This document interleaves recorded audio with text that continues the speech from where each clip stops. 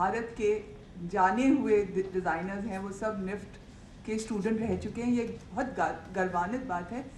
मैं इटली गई थी 3 साल पहले मनीष अरोड़ा के साथ, और मुझे लगा कि यहाँ पे कौन मनीष अरोड़ा को जानता होगा, हम तो बहुत एडमायर करते हैं, बहुत अच्छा काम करता है।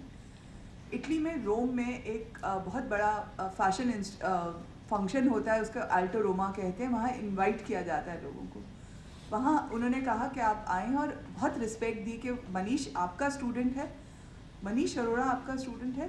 तो इस तरह की बात आपको अपने बच्चों के लिए सुन के बहुत अच्छा लगता है, ये हम सब जानते हैं। तो आज मैं आपको जो बात बता रही हूँ वो एक मदर, एक टीचर और एक डायरेक्टर की तरह से बता रही हूँ। निफ्ट के अंदर जो कोर्स है, जो आप क्रिएटिविटी की बात कह रहे हैं, हम इसको पूरी तरह से मानते हैं कि हाथ के बिना काम किए कोई डिज़ाइनिंग नहीं सीख सकता, क्योंकि इनोवेशन तभी आती है जब उसकी नीड होती है, और क्रिएटिविटी तभी आती है जब अपने हाथ से करते हैं। स्टूडेंट्स जब हमारे पास आते हैं तो बहुत इरिटेट होते हैं कि आपको पैटर्न भी खुद बनाना पड़ता है, आपको मशीन पे भी बैठना पड़ता है, आपको सारा काम, कपड़ा बुनना भी सीखना पड़ता है, आपको उस पर लूम पे भी काम करना पड़ता है। लेकिन उनको यही सिखाया जाता है कि अगर आप जाके इंडस्ट्री में काम कर रहे हैं और आपको मास्टर ये कहता है ये तो ऐसे ही होगा, तो आप तब उसको अगर कहें कि नहीं ये गलत है।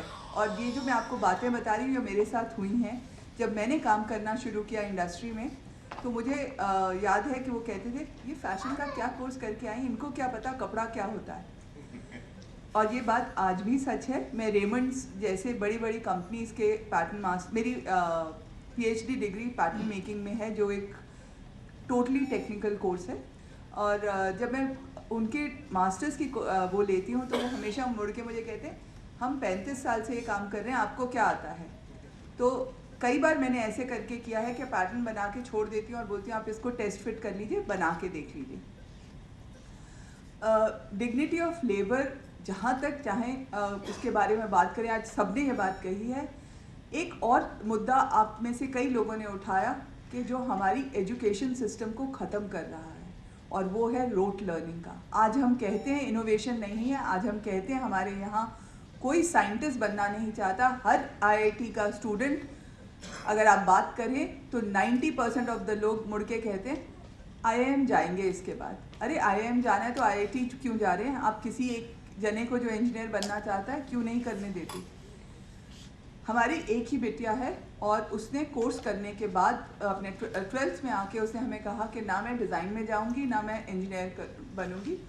तो हम दोनों चुप हो गए, क्योंकि हमें किसी एक उसमें डालना नहीं था, उसको फुल फ्रीडम देनी थी। क्योंकि मैं जैसे आपको कहा कि मैथ्स में ग्रेजुएशन करके फैशन डिज़ाइन किया और पढ़ा रही हूँ, और उसने 12th के उसके रिज़ल्ट, जब 12th में वो पढ़ती थी तो उसने कहा सब बच्चे उसकी क्लास के, वो मदर्स इंटरनेशनल से पढ़ी है, और उसके हर क्लास का बच्चा ट्यूशन में जाता था। तो 2-3 जनों ने मुझे भी आके कहा कि auntie you are being unfair to her, you are not giving her the tuition, she is going to miss out on something. मैं भी घबरा गई। टीचिंग में होने के बावजूद, एजुकेशन में होने के बावजूद, एक बार जाके उसकी टीचर से मैंने बात की, उसने कहा हर बच्चा इंजीनियर नहीं बनता, छोड़ दीजिए। मैंने भी छोड़ दिया। 12th के उसके रिजल्ट आया, 94+ मार्क्स थे। After the result she tells us I think I will do engineering and computer science. IIT, bits Pilani सबका वो एग्ज़ाम दे चुकी थी बिना पढ़े, एक दिन भी पढ़े बिना। She had scored marks but she couldn't get computer science. उसकी किस्मत थी कि दिल्ली में शिव नादर यूनिवर्सिटी खुली, और हमने उसको बड़ी खुशी खुशी भेजा, क्योंकि वहाँ पे जो एजुकेशन सिस्टम है वो हमारे यहाँ के रोट लर्निंग से फ़र्क है। तो रोट लर्निंग जब तक हम अपने एजुकेशन सिस्टम से नहीं हटाएंगे हम कुछ नहीं कर सकते। आपने प्रोजेक्ट्स की बात की जो कैलटेक्स यूनिवर्सिटी में होता है, इसी तरह से CBSE ने CCE इंट्रोड्यूस किया। उसका आंसर आज के पेरेंट्स ने क्या निकाला? We have open shops where students get projects made. I think we have to change ourselves before we ask our children to change and the mindset to change. 35 साल पहले अगर आप क्लास में देर से जाते थे, आप फेल होते थे, आपकी अटेंडेंस कम होती थी, ये आप सब जानते हैं, आपके पेरेंट्स आपको डांट लगाते थे। आज का पेरेंट आके टीचर को डांट लगाता है कि मेरा बच्चा फेल कैसे हो गया। Thank you. That's the thing, the project-based learning that gave them. And so those projects are not something that you can buy from shop. Given nobody knows. Here, of course, you go to Hyderabad, you will see that BTech projects are being sold, people copy same thing and every time, in fact, only the name will change, everything else is. Okay. So we need to obviously move away from that. Next, I will request Juhi. Juhi Ranjan, she is also my daughter, and I just tell her story a little bit because Dr. Vandana Nayak mentioned, both me and my wife were in IIT. So just like Dr. Juhi also told me that I don't want to go to IIT. So, because no, you had an engineer and a designer parents, and so I said, okay, fine. So finally, anyway, she did computer science from Rajasthan. She joined a company in Bangalore for about 1 year, 1.5 years. She enjoyed. She was getting, software company, you get salary. She was getting promotion and raise and what they give all kind of awards, resign and go. Next day she calls me that I'm resigning today. I said, why? Some problem? She said, no, I should not. There's no point working in industry if I have to do research. So I want to do research project even if I don't get money. So I went to IIC Bangalore, I took her there. I said that, okay, you decide if you want to work with somebody. She said, no, I don't want with anybody here. She had worked in IIT Bombay for some time. I asked that, do you want to go to IIT Bombay? She said, no. Then I said that, what do you want to do? She said, I want to work with you. I want to do the same kind of work that you want. So at one point she decided she doesn't want to do what I'm doing or what my wife is doing. Finally she landed up doing work in my lab, and rest of the story I'll let her to talk about herself. Okay, so let me clarify, that was a rebellious phase. Rebel karna tha, so even though computer science engineering was probably my core aptitude, वो नहीं करना जो papa mummy ने किया है, कुछ अलग करना, अपनी अलग आइडेंटिटी क्रिएट करनी है, that was the rebellious phase. बाद में वो ठंडा हो गया, समझ आ गया कि आप उसी को अच्छा कर सकते हो, अच्छा बन सकते हो उसमें जिसमें आपकी टैलेंट है, आपका एप्टीट्यूड है. And that's why I decided to go ahead and do PhD in computer science. And जैसा कि उन्होंने कहा कि 1 साल तक I work with him on a research project, and उसमें कुछ ऐसा हुआ, कुछ ऐसे एक्सपीरियंसेस हुए विच unknowingly, not very consciously, that really helped me in my future. So I am not, as you know, a chair, a director. I'm just a student. I cannot say anything that will surpass the wisdom of your words here. But what I can say is, मेरी personal life में मैंने experience किया है कि हाथ से काम करना, how it has transformed my PhD career. I'll tell you from a professional perspective and a small personal anecdote as well. So professionally, जब मैंने lab join किया पापा का, I'm a computer science graduate. तो if you know computer science people, हम computer पे coding करते हैं. हाथ का काम मतलब typing. उससे ज़्यादा nothing else. बट जो हम भूल जाते हैं वो ये है कि जो हमारा कोड होता है, कंप्यूटर का जो कोड होता है, वो रन किस पे होता है? इलेक्ट्रॉनिक्स पे, और इलेक्ट्रॉनिक्स जो बनाई जाती है. And we sometimes just completely हम इग्नोर कर देते हैं कि अंडरलाइन इलेक्ट्रॉनिक्स हमारी क्या है, हम सिर्फ ऊपर के कोड के साथ डील करते हैं. So when I went to the lab, I was still we were trying to solve a problem. Cerebral palsy के लिए we were trying to create a assistive device कि बंदा रफ जेस्चर्स करे हाथ से, उसको हम समझ सकें. दोबारा कोडिंग कर रही थी मैं, एंड जितना भी इलेक्ट्रॉनिक्स का काम था मुझे उतना समझ नहीं आता था. तो हमारे लैब असिस्टेंट थी, बाद में मेरी बहुत अच्छी फ्रेंड बन गई, फिरोज़ा शेख. वो हैंडल करती थी काफ़ी हद तक इलेक्ट्रॉनिक्स का काम. मैं स्कीमेटिक्स बना के दे देती थी, कोई सर्किट बना के दे देता था, फिरोज़ा उस सर्किट को पॉपुलेट कर देती थी, फिर मैं उसके ऊपर जो आता है कोडिंग करती थी. अब इसमें the lesson I learn to not, इससे अच्छा let me just give it a try. Soldering का काम करती थी वो, किया सोल्डरिंग, बहुत बेकार रहा, चिप खराब हो गया, फेंक दिया. दोबारा ट्राई किया क्योंकि 2 हफ्ते वेट करने का लग्जरी नहीं था. करते करते पिकअप कर लिया सोल्डरिंग, और फिर मज़ा भी आने लगा. फिर लगा कि you have learn something new. तो I started doing the soldering of my own work. And Firoza के ऊपर रिलायंस मेरा ख़त्म हो गया. एंड फिरोज़ा भी जब आई स्टार्टेड आस्किंग हर कि आप कैसे करते हो, आप मुझे सिखाओ. तो फिरोज़ा से I learn a lot of things what she used to do, and I started picking up. It's really fun क्योंकि आप फिर end to end project का ownership आपका खुद का है. It's your baby. So फिरोज़ा से सीखा. And there was another guy जो PCB design layout करता था. It's probably a very technical term, but उससे काम करवाने के लिए गाइड लेके उसके पास ऑफिस में जाना पड़ता था. 2-3 घंटे उसे समझाना पड़ता था. फिर वो हफ्ता 1.5 हफ्ता लेगा काम करने में. काफ़ी लंबा प्रोसेस था. दोबारा लगा कि भाई इसको भी सीख ले तो ये डिले हम हटा सकते हैं. तो अगेन आई आस्क्ड हिम कि आप कौन सा सॉफ्टवेयर यूज़ करते हैं, मुझे सिखाइए. स्टार्टेड एज अ थिंग कि टाइम बचाने के लिए. Again it's a fun thing. Then I went to US and I started for my PhD. PhD की शुरुआत में हियर्स हाउ इट हेल्प मी.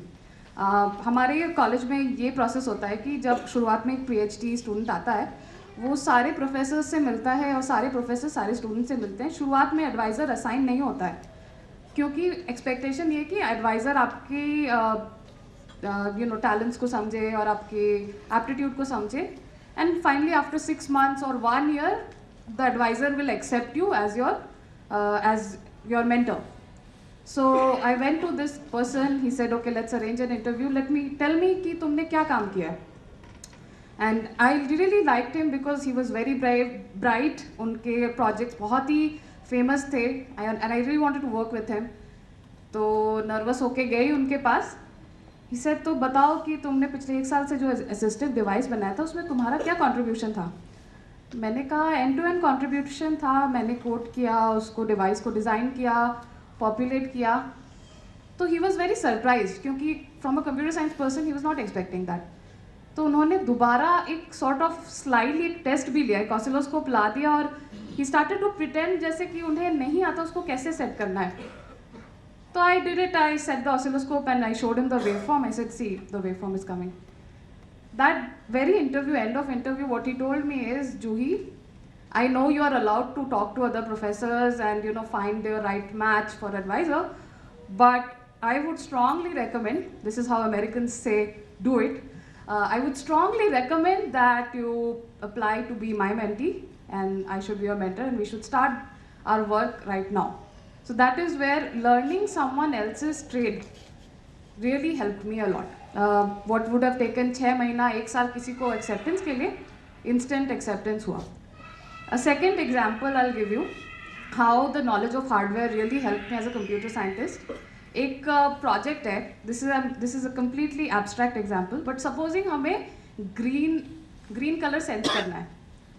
अब green color sense करने के लिए हमारे पास red sensors थे, yellow sensors थे, blue sensors थे, green sensor नहीं था. तो computer science क्या करते हैं, हम कुछ तो software filter लगाएंगे कि हम red sensor से कैसे green color sense कर लें. खूब दिमाग लगाया. पुराना प्रोजेक्ट था. I suggested, because I had some experience with hardware, I said why not use a yellow sensor and a blue sensor, detect both the components and it's green. So that is again where something that was not really part of my this thing, but हाथ से करने की इच्छा, interest really helped me. So that was professional. Second thing is personal. So India में बहुत साल रही, 25 साल रही, फिर US गई. यहाँ पे आदत हो जाती है कि कोई और खाना बना के दे, कोई और घर साफ करके दे. US में ये कल्चर नहीं है. आप में से काफ़ी लोगों के शायद बच्चे होंगे US में या जाना चाहेंगे MBA, MS, PhD के लिए. So this is probably relevant. There is no one to cook anything for you. There is no one to clean your toilet. And there is no question that there is a problem of dignity of labor in that country. आप सब काम अपने घर का खुद करते हो, खुद खाना बनाते हो. एंड ये चीज़ शुरुआत में अगर नहीं कभी करी होती, वहाँ पे जाके US बहुत बुरा लगता है. ऐसा लगता है कि अरे यार यहाँ पे पढ़ाई भी करूँ, घर के काम भी करूँ, सब कैसे मैनेज होगा, मुझसे नहीं होता. मम्मी की बहुत याद आती था.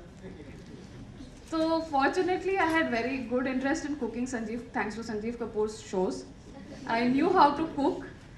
And it turned out that it's a very enjoyable activity, क्योंकि जब आप काम कर रहे हो पूरे टाइम दिमाग लगा रहे हो, प्रॉब्लम है, and what are initial reaction is कि आज रात के 11 बजे तक लग के फिर भी दिमाग लगाना है इसमें. कि somehow ये problem solve हो जाए. अब भूखे रहोगे तो भी नहीं होता, तो I used to come back lab से शाम को 5-6 बजे and I used to cook.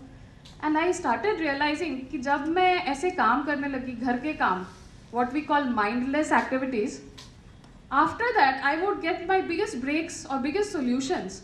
And that is the beauty of doing things with hand. Give your brain a rest and see how much wonder it can do. And you have to do it anyway. This is your own work. No one else should actually be doing it. Sometimes, yes, majboori hoti hai, but Americans, we admire them so much. My advisor goes home, 5 बजे meeting खत्म करनी है, I have to go home. मैंने कहा क्यों sir? नहीं, बच्चे आने वाले हैं, बीवी आने वाली है, I have to go and cook dinner. Something I have never heard from my teachers here. 7 बजे कोई बात नहीं, I will call my wife, हाँ कोई बात नहीं, dinner will be ready. This is what I am used to hearing. When I went there, no, I have to go and cook dinner. Let's continue our meeting tomorrow. So these are some of my examples where I have observed and noticed that it has been really helpful. And I'd like to end it here. Thank you.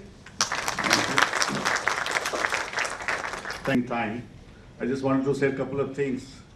I met her advisor after she went there in China in a conference. I asked her how she's doing. His response was that she came and within 1 month she could understand what I wanted her to do and develop a prototype as well. But most of the people who come from India, they take 6 months time to just understand what the problem is. So that's where working with hand is very important. One more thing I wanted to share actually that we have not discussed really. We used to have, I remember childhood, we used to have a home science course. It was done for only girls.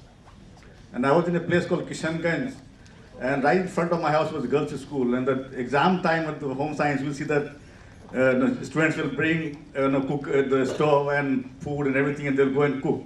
And they will get marks for that. Slowly, I think it has gone out. But today, I feel that the need that both boys and girls, everybody should be taught these life skills. That's a very important point that we need to do. I went to US, had no idea about cooking, and actually I learned from a helicopter pilot who had an accident, an Indian who had an accident. He was living in the US on insurance money. He taught me how to make rice and this thing.